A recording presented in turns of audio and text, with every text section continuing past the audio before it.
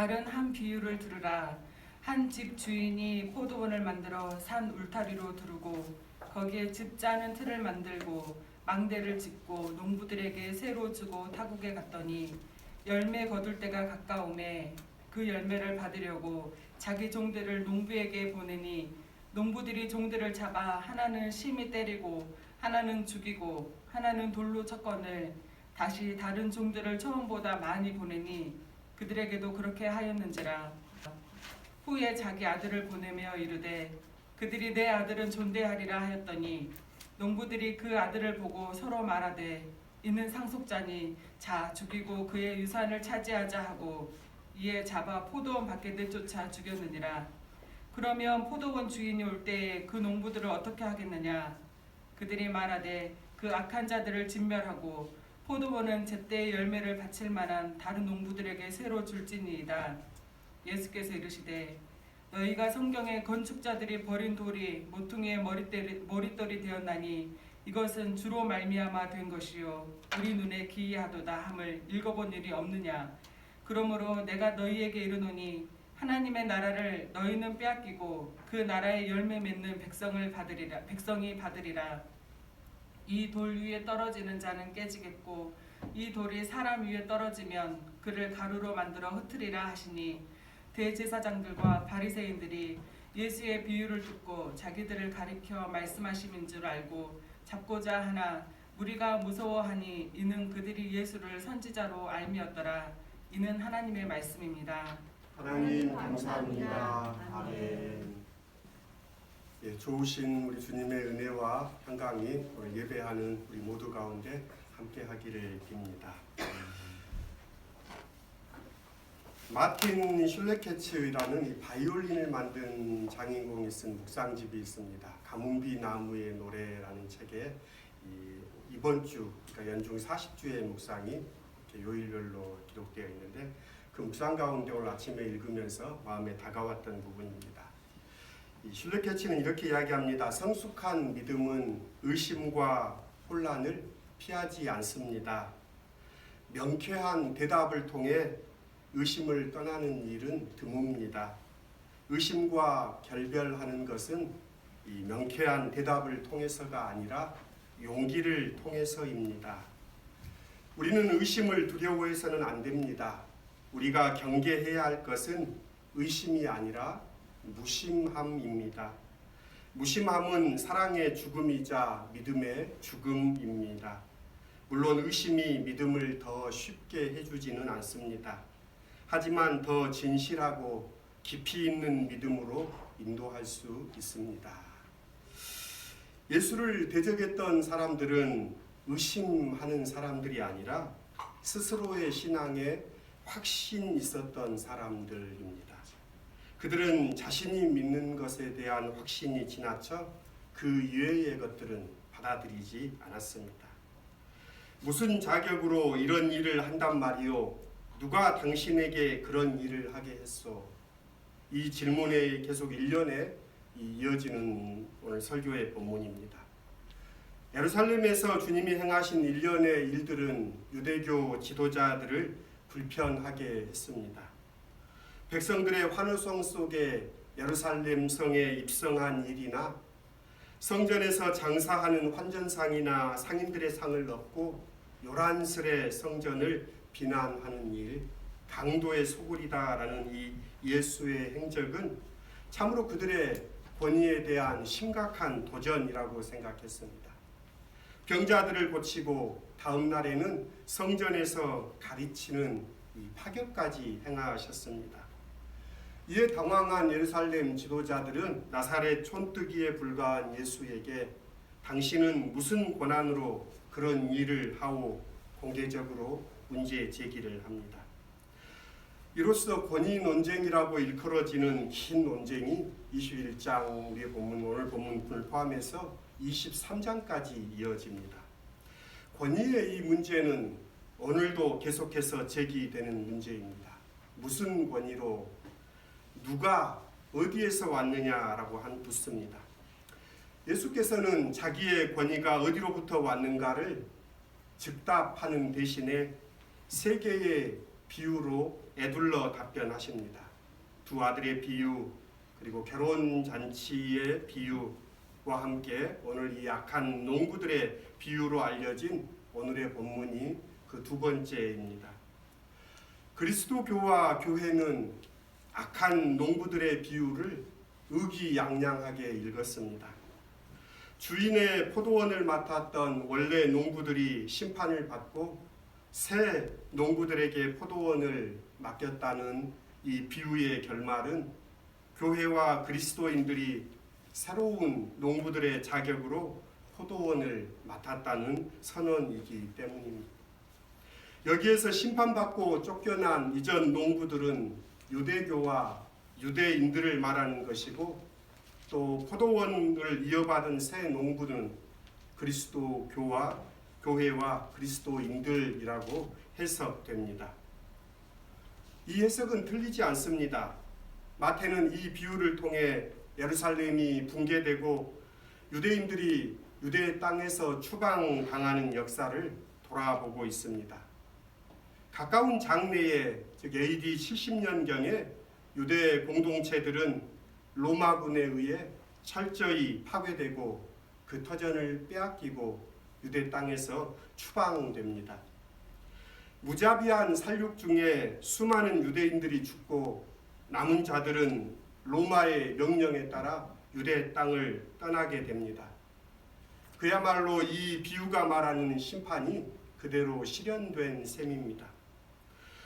포도원을 경작하는 특권을 하나님께로부터 받았던 유대인이 몰락하는 이유도 비유가 말하는 그대로입니다. 주인의 것을 차지하려는 악한 농부들처럼 유대인들은 하나님의 권위를 인정하기보다는 자신의 권리에 관심을 갖습니다. 그들은 하나님이 세운 종, 예언자들을 거절하고 핍박하였고 주인의 아들인 예수를 죽였습니다. 이것은 명백히 반역에 해당하는 것으로서 당연히 심판이 따라야 합니다. 주인은 포도원 농부들을 진멸합니다. 중요한 것은 포도원 자체는 폐쇄되지 않고 농부들만 제거된다는 셈입니다. 그리고 쫓겨난 이전 농부들, 즉 유대교를 대신하여 그리스도교 교회가 하나님 나라의 관리자로 세워집니다. 유대인들에게 주어진 권위가 박탈되었고 이제 교회에게 그 권위가 주어졌다는 이 결과는 교회와 그리스도인들에게 축하할 만한 일이지요. 그리스도교 신앙 공동체인 마태 공동체도 그런 의미에서 이 비유를 기록하고 읽었을 것입니다. 그런데 이것이 마냥 기쁜 소식이었을까요? 마태복음을 쓰고 읽은 공동체가 주로 유대인들로 구성된 집단이라는 것은 잘 알려진 사실입니다. 말인즉슨 이 유대인의 진멸 이야기를 읽고 있는 독자들이 유대인 출신의 그리스도인들이었다는 점입니다. 그렇다면 그들은 이 비유를 읽으면서 자기 민족의 몰락이라는 이 비극을 대하고 있는 셈이 됩니다. 예수께서 자주 인용하셨고 유대 역사에서 가장 오랜 기간에 걸쳐 기록된 이사야의 말씀도 이렇게 적혀 있습니다. 무릇 만군의 여호와의 포도원은 이스라엘 족속이요 그가 기뻐하시는 나무는 유다 사람이라. 그들에게 정의를 바라셨더니 도리어 포악이요 그들에게 공의를 바라셨더니 도리어 부르짖음이었도다. 유대교와 유대인들이 포도원 청지기로서의 자격을 박탈당했다는 것은 자기 동족과 친족, 형제들이 받은 형벌로 읽혀집니다. 그들이 가슴 아프게 이 비유를 읽을 수밖에 없는 이유입니다.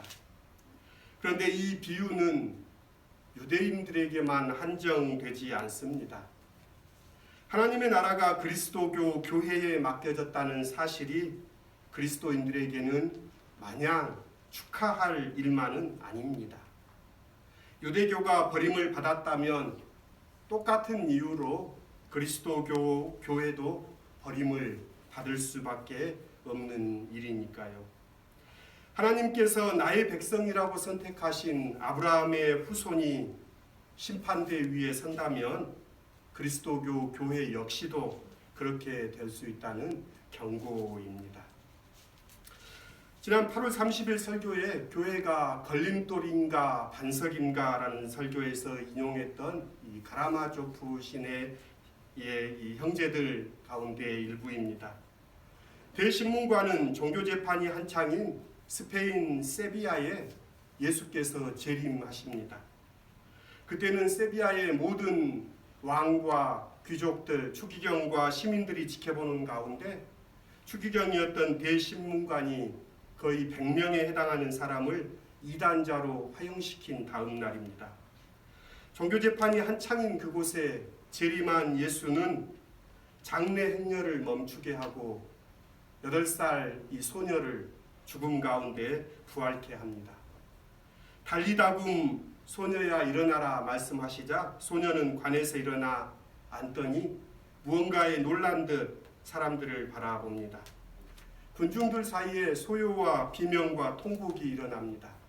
그리고 추기경과 호위대는 종교재판소의 낡고 어두운 옥에 예수를 가둡니다. 한밤중에 그를 찾아온 대신문관은 예수에게 독설을 쏟아놓으며 당신은 어째서 우리를 방해하러 온 것이요? 당신이 우리를 방해하러 왔다는 것은 당신 자신이 잘 알고 있겠죠. 당신은 오지 말았어야 했습니다. 교회의 현실을 까라마조프 신의 형제들을 통해서 덥스토옙스키는 비판하고 있습니다. 오늘 다시 본문으로 돌아오면 이 비유는 권위에 대한 이야기입니다. 주인에게 바쳐야 할 것을 바치지 않고 주인이 보낸 종들과 아들들을 함부로 대하고 자신의 이득을 앞세워 농부들은 결국 주인의 권위를 부정한 것입니다. 물론 농부들에게도 권리가 있습니다. 그런데 그들의 권리는 주인으로부터 받은 것입니다. 주인의 권위를 부정하면 농부들의 권위도 사라집니다.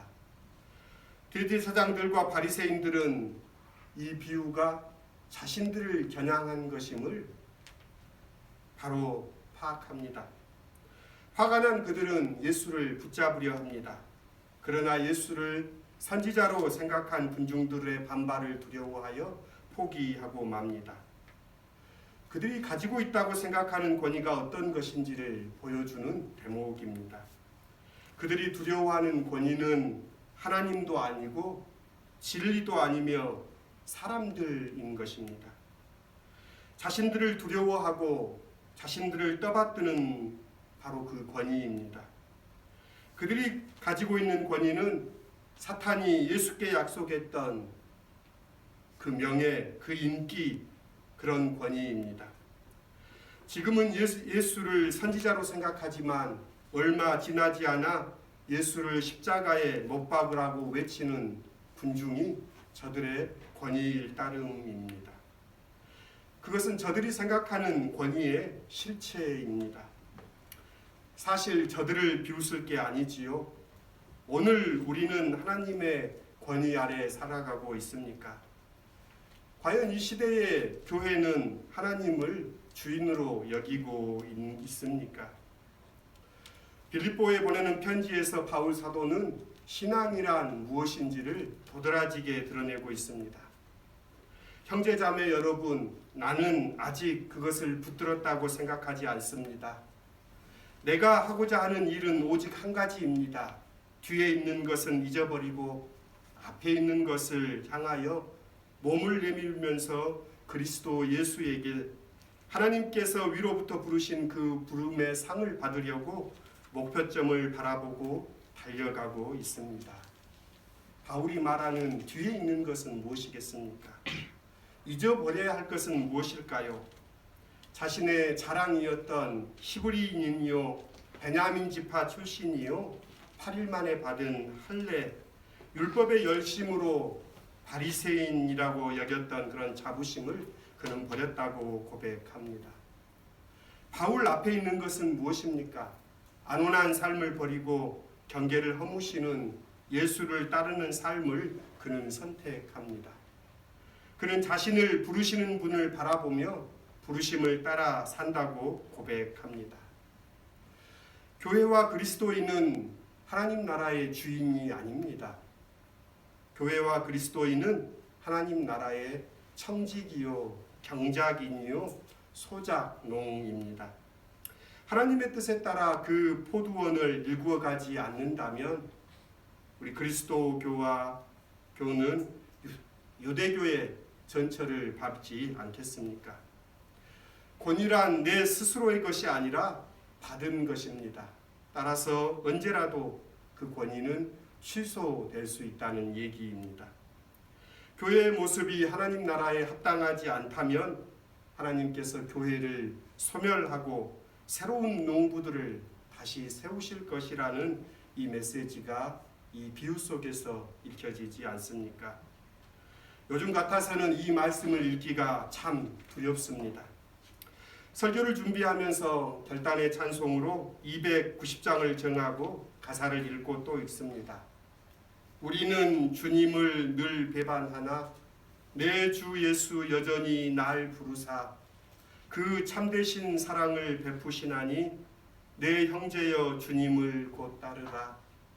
주님 널 위해 비네 널 위해 비네.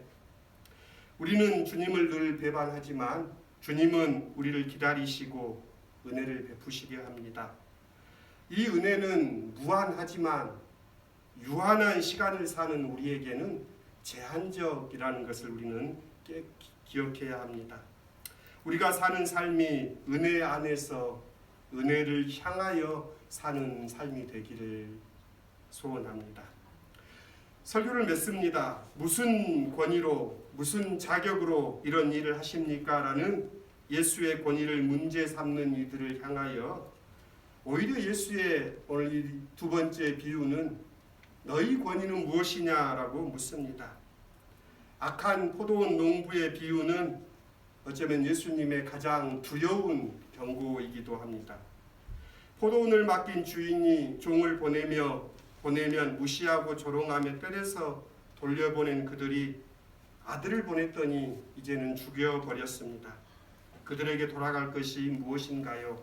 그건 그들을 진멸하고 그들에게 포도원을 빼앗아 합당한 열매를 거둘 새로운 농부에게 주겠다라고 주님은 말씀하십니다.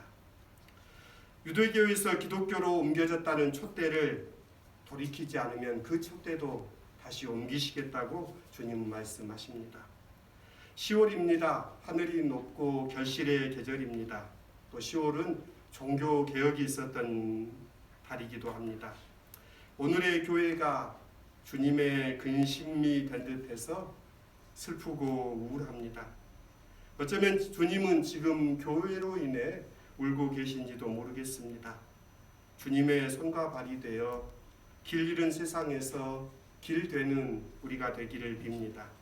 한지관 주님의 평화의 일꾼 되기를 빕니다. 주님께 돌이켜 주님의 뜻을 행하는 그래서 보다 나은 세상, 이웃을 사랑하는 우리가 되기를 빕니다. 기도드리겠습니다. 너희는 빼앗기겠고 그들은 받으리라는 주님의 이 말씀이 오늘 우리 교회에 주시는 경고로 들립니다.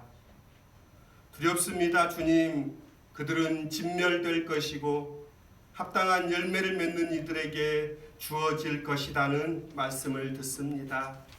오늘의 우리 교회가 주님의 뜻을 행하는 교회 되게 하옵소서. 주님의 권위를 인정하며 주님께 위탁받은 그 권위를 바르게 사용하는 이 땅의 교회가 되게 해 주십시오. 우리를 그 교회의 일원으로 부르셨습니다. 주님, 우리를 깨우쳐 주시옵소서. 예수님의 이름으로 기도드립니다. 아멘.